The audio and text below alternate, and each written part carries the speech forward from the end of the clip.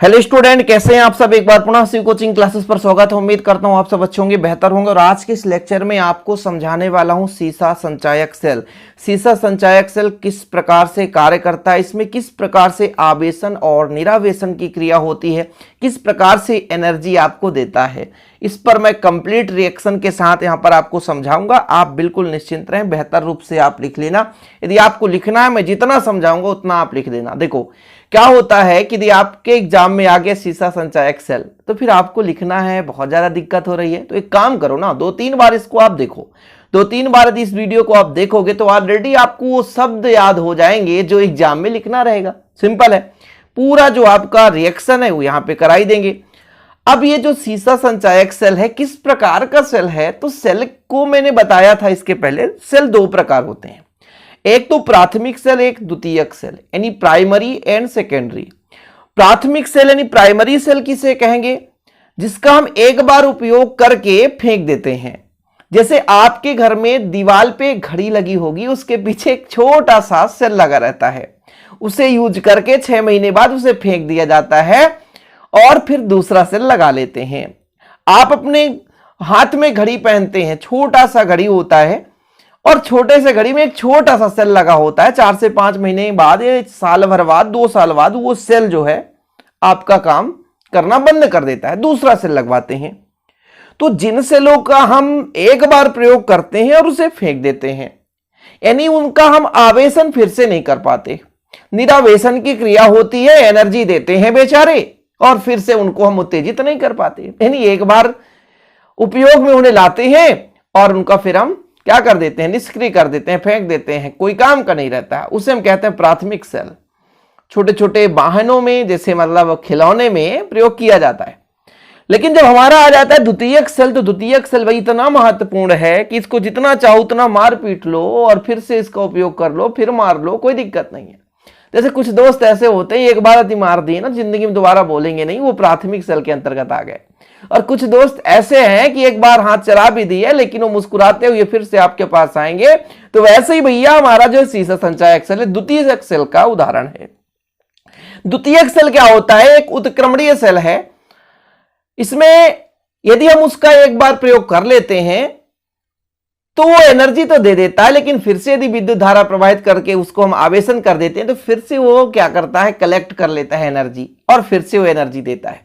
आपके घर में बैटरी होगी और ये बैटरी का ही एक उदाहरण है सीसा संचायक सेल। ट्रैक्टर आप देखें, ट्रैक्टर में एक बैटरी लगी रहती है, कार में बैटरी लगी रहती है, बस में एक बैटरी लगी रहती है। उनमें सब में यही द्वितीयक बैटरी का प्रयोग किया जाता है, द्वितीयक सेल का प्रयोग करते हैं।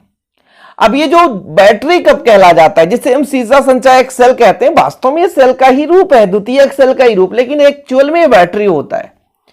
हमारे पास 2 इलेक्ट्रोड, तो छोटा सा जो है हमारा पात्र है, 2 इलेक्ट्रोड लगे हैं तो एक हमारा सेल कहला जाता है। लेकिन उन्हीं सेलों को, छोटे छोटे सेलों को हम कई मतलब सेलों को एक श्रेणी क्रम में जोड़ दिए तो एक बैटरी का रूप धारण कर लेता है। अब एक्चुअल में जो आपको दिख रहा है ये सीसा संचायक सेल, वास्तव में ये सीसा संचायक सेल के रूप में दिखाई नहीं दे रहा है। अभी इसमें यह बताया गया कि यहां पर देखो जरा, यहां पर देखो एनोड कितने हैं, ये एनोड है, ये एनोड, एनोड 3 एनोड है और 3 कैथोड है। क्या ऐसे ही रहता है? नहीं रहता है, इसके कई सारे भाग होते हैं, इसको क्रम से जोड़कर बनाया जाता है। तो इसको एक्चुअल रूप से समझाने के लिए मुझे अलग से डायग्राम बनाना पड़ेगा। थोड़ा समझने की कोशिश करेंगे बच्चे लोग। जैसे मैंने कहा, एक पात्र है और इस पात्र में विद्युत अपघट्ट हमने मिलाया और विद्युत अपघट्ट में हमने 2 इलेक्ट्रोड लगा दिया। यहां पे 2 इलेक्ट्रोड लगा दिए।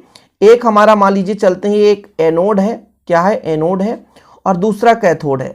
ये समझ लीजिए कैथोड है, क्या है, कैथोड है, ये कैथोड है। अब इसमें हमने भर दिया विद्युत अपघट्ट, तो ये एक छोटा सा सेल बन गया। इसको परिपथ में जोड़ेंगे तो सेल बन गया।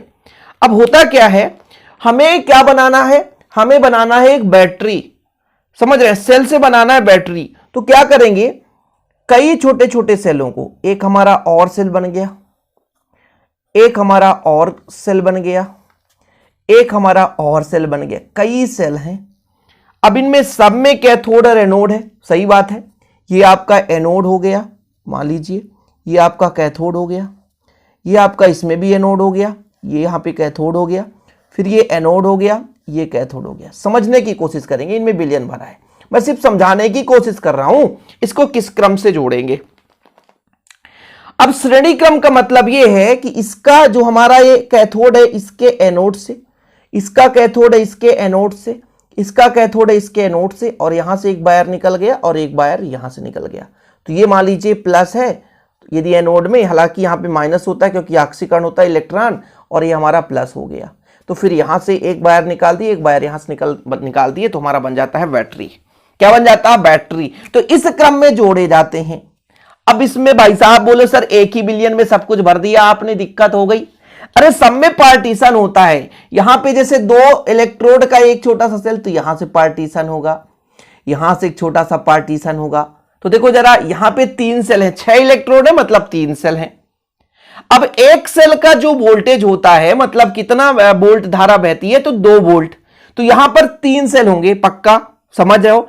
3 सेल क्यों? क्योंकि 6 इलेक्ट्रोड है और एक सेल में 2 इलेक्ट्रोड होते हैं। तो यहां पर 3 सेलों को जोड़ करके सीसा संचायक सेल बना दिया गया।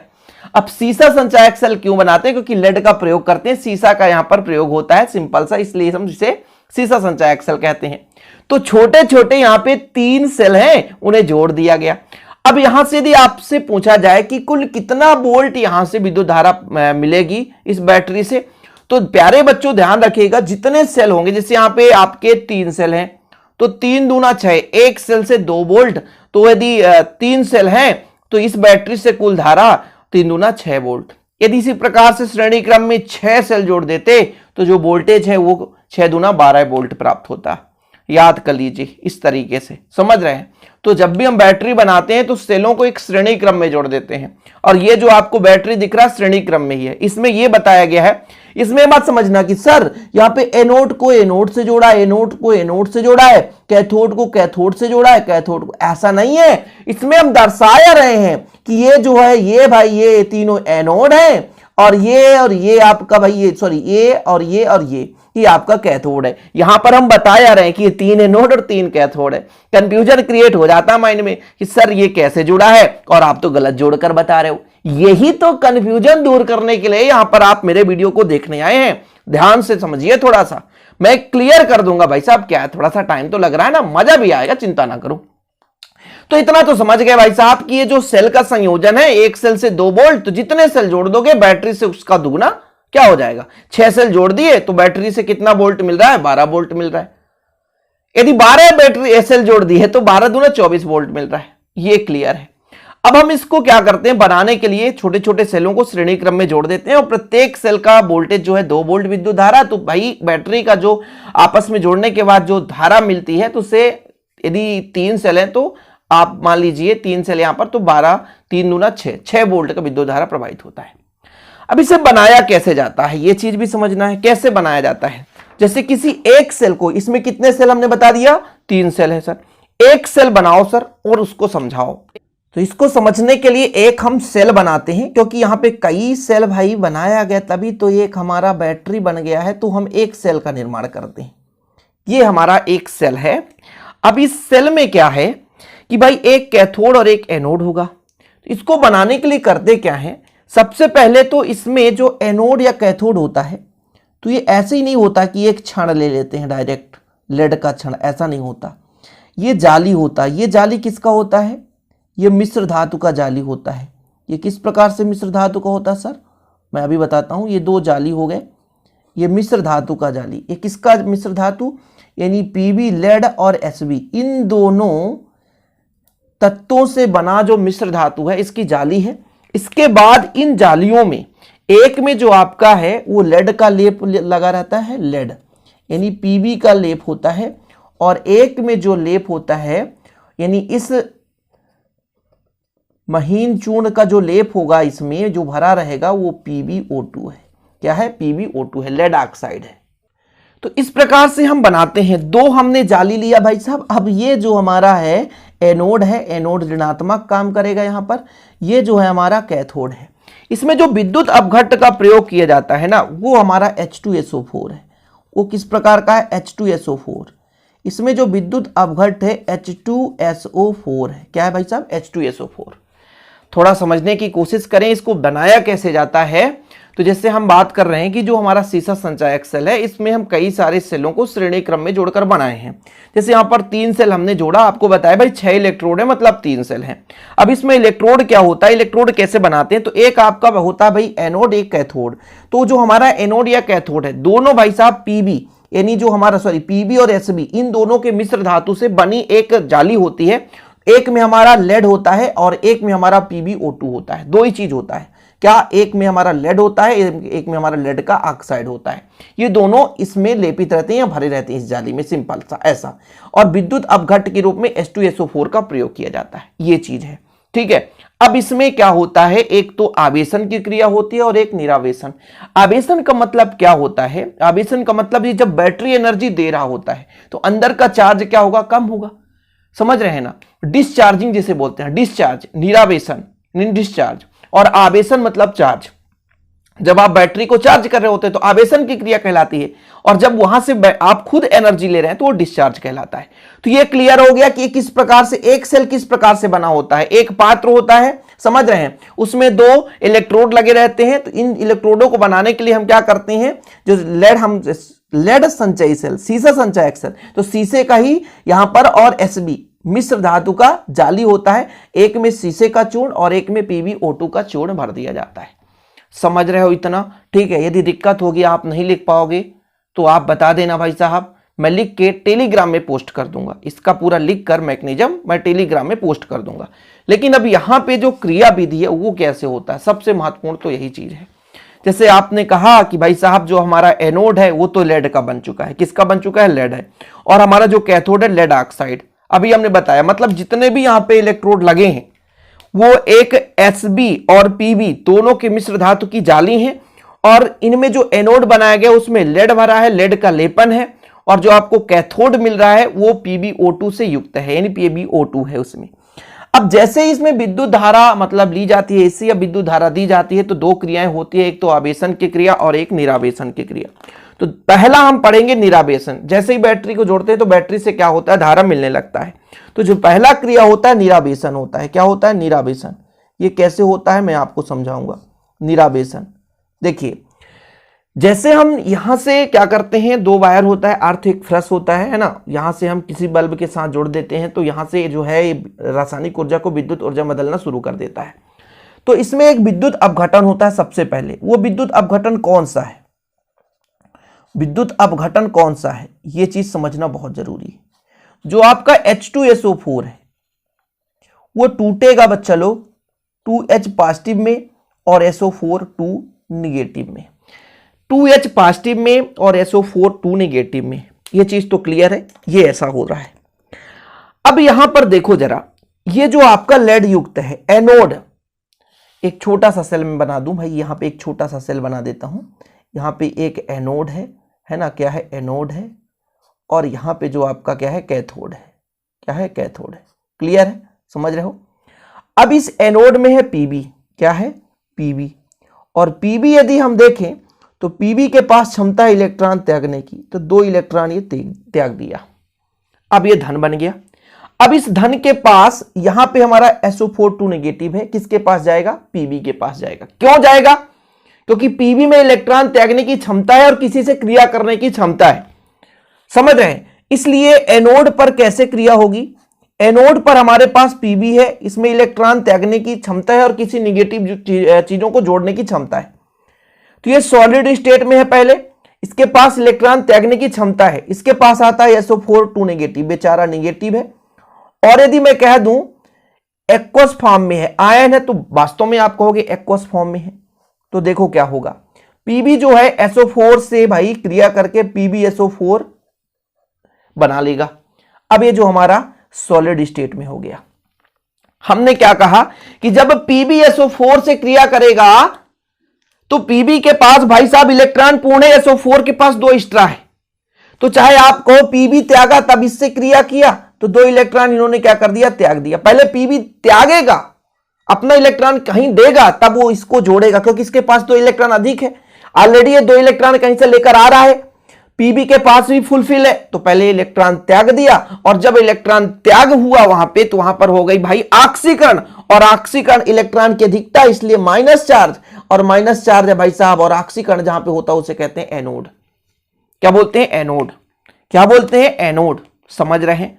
तो एनोड पर ऐसी क्रिया हो रही है कब? जब निरावेशन की क्रिया हो रही है, ये एनोड पर हो रहा है। ठीक है, क्योंकि एनोड पर आपका क्या था भाई साहब, आपने पढ़ा एनोड पर था हमारा पीबी। अब हमारा भाई कुछ ना कुछ कार्य विधि तो कैथोड पर भी होगा। कैथोड पर ऐसे थोड़ी ना कि आप शांति से बैठेगा हो। कैथोड पर क्या होने वाला है? कैथोड पर बाबा जी हमारे बैठे हैं, कौन? PbO2 lead oxide. ठीक है, PbO2, इसमें भी पीबी कहता भाई मेरे पास भी क्षमता है, तो भाई यहां पे तो SO4 भी आएगा कुछ ना कुछ अपना जुगाड़ बनाने।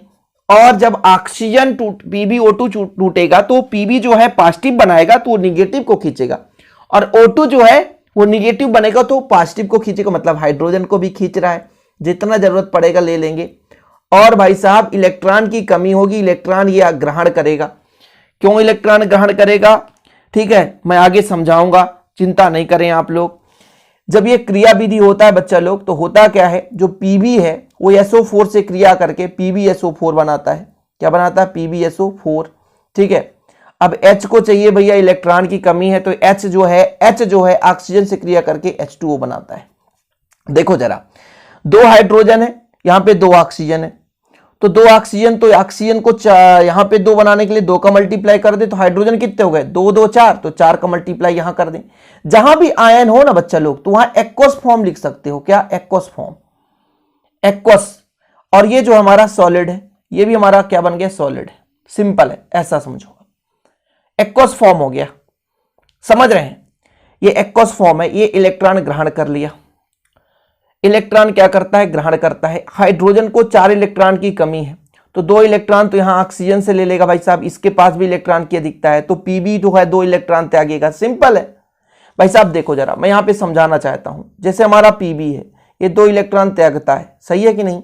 तो 2 इलेक्ट्रॉन यहां से बचेगा, तभी ना तो भाई कहीं ना कहीं क्रिया करेगा, तो पीबी भी तो 2 इलेक्ट्रॉन त्याग रहा है, तो 2 इलेक्ट्रॉन इसको ऑलरेडी कहीं ना कहीं से मिल जाएगा, 2 इलेक्ट्रॉन की और जरूरत पड़ेगी, तो यहां पर इलेक्ट्रॉन का ग्रहण हुआ, अपचयन की क्रिया हो रही है। इसलिए जहां पे अपचयन होता है कैथोड होता है। क्या होता है? कैथोड होता है भाई, जहां अपचयन हो रहा वहां कैथोड हो गया। समझ रहे हो? तो अपने कैथोड दे दिया, सिंपल है। तो ये हो गया सीसा संचायक सेल में निरावेशन की क्रिया। निरावेशन मतलब जब आपको वो एनर्जी दे रहा है। अब ये जो PbSO4 है ना, यही जो दिक्कत कर रहा है भाई साहब, यही जो दिक्कत कर रहा है, ये जाकर के PbSO4 और H2O, ये तो लिक्विड फॉर्म है ना, ये SO4, ये जो PbSO4 है जाकर के इलेक्ट्रोड के चारों ओर जमा हो रहा है ना, यही दिक्कत कर रहा है। अब ये बढ़ता गया, अब इसको क्या करना है? हमको तोड़ना है। क्या करना है? तोड़ना है। अब तोड़ने के लिए क्या करेंगे? धारा प्रवाहित करेंगे। जब धारा प्रवाहित करेंगे तो इसमें होगी क्रिया आवेशन की क्रिया। कौन सी क्रिया? आवेशन की क्रिया। तो आगे हेडिंग लगाओ, आवेशन की क्रिया। आवेशन की क्रिया, आवेशन की क्रिया मतलब विद्युत धारा प्रवाहित करेंगे। तो पहले अपन कर लेते हैं एनोड पर। क्या होगा? एनोड पर। एनोड पर बच्चा लोग ध्यान दीजिए, क्या बना था? एनोड पर बना था PbSO4। एनोड के पास बैठा है PbSO4। अब इसको जैसे ही धक्का मुक्का मिलेगा और उसके साथ हमारा पानी भी आजमाए बैठा है, उसके साथ H2O मिल ही रहा है, वो भी बेचारा बैठा था। विद्युत धारा है, इलेक्ट्रॉन विपरीत दिशा में प्रवाहित होने लगे, धक्का मुक्की मिला, तो ये बेचारा बोला नहीं भाई, छोड़ो और चलो, छोड़ो और चलो, साथ में रहना सही नहीं है। अब हमें कहीं ना कहीं से प्रेशर मिलने लग गया, तो चलो भाई साहब यहां से। तो ये पीबी साहब जो है ना, जो पीबी साहब है ना, फिर से ये PbO2 बना देते हैं। क्या बना देते? PbO2 बना देते हैं। और जो हमारे H साहब है, जो भी H साहब है ना, ये जब ऑक्सीजन इसको छोड़ेगा तो H पॉजिटिव बनेगा। 4 हाइड्रोजन है तो 4 का मल्टीप्लाई कर दो, है ना। जो पीबी इसको छोड़ेगा भाई साहब तो SO4 2 निगेटिव बनाएगा, SO4 2 निगेटिव बनाएगा। और जो इलेक्ट्रॉन लेके रखा था ना पीबी, वो भी त्याग दे भाई साहब, समझ रहे हो। तो यहाँ 2 इलेक्ट्रॉन एक्स्ट्रा हो जाएगा, ये चीज हो जाता है। ये एनोड पर क्रिया हो रही होती है। इसी प्रकार हम बात कर लेते हैं कैथोड पर भी होता है। कैथोड पर भी क्रिया हो रही है, कैथोड पर भी हो रही है भाई साहब, है ना। कैथोड पर जो PbSO4 है वो यहाँ पर इलेक्ट्रॉन ग्रहण करता है, 2 इलेक्ट्रॉन ग्रहण करेगा और बना देगा Pb, अलग कर देगा और SO4 2 नेगेटिव कर देगा। इस प्रकार से पुनः वो मूल स्थिति में आ गया जिस स्थिति में था। ये एक्वस फॉर्म है तो एक्वस AQ लिख दो। तो इस प्रकार से ये आवेशन की क्रिया में होती है। इनका संपूर्ण रिएक्शन भी लिख सकते हो आप लोग। संपूर्ण रिएक्शन का मतलब ये होता है, इसको आप अंडरलाइन कर दो, जैसे ये 2 नेगेटिव से 2 नेगेटिव कट गया और कुछ कट रहा है क्या, जो कट जाए उसे काट दो, जो ना कटे तो मत काटो। तो इस प्रकार से इसको यदि संपूर्ण रिएक्शन में लिखना चाहोगे तो PbSO4 एक ही साइड है तो 2 PbSO4 है, सही है ना। चलो H2O है, H2O इधर नहीं है तो 2H2O। इस प्रकार से इसका संपूर्ण रिएक्शन। PbO2 है, हाँ सर, 4H पॉजिटिव है, रहने दो, Pb है तो Pb कर दो, फिर आप लिख दो 4H पॉजिटिव और SO4 2 नेगेटिव और आपका इलेक्ट्रॉन तो कट ही गया, तो बस इतना ही हो गया। ऐसा आप संपूर्ण रिएक्शन लिख सकते हो। क्लियर है। देखो जरा, इसका जब हम प्रयोग करते हैं भाई ऑटोमोबाइल इंजन में सबसे ज्यादा याद रखिएगा, तो आवेशन निरावेशन की क्रिया दोनों चीज होती है। और जैसे जब ये निरावेशन होता है, निरावेशन मतलब जब एनर्जी देता है तो इसके विलयन की जो सांद्रता है वो कम होती जाती है। याद रखिएगा, विलयन की सांद्रता क्या होती है, कम होती है। तो इस प्रकार से उम्मीद करता हूं कि आज का ये कंप्लीट हो जाता है। और आप लोगों को वीडियो पसंद आए तो लाइक करना ना भूलें, शेयर भी कर दें और ऐसे ही वीडियो पाने के लिए चैनल को सब्सक्राइब कर दें। मिलते हैं अगली वीडियो के साथ। जय हिंद, वंदे मातरम।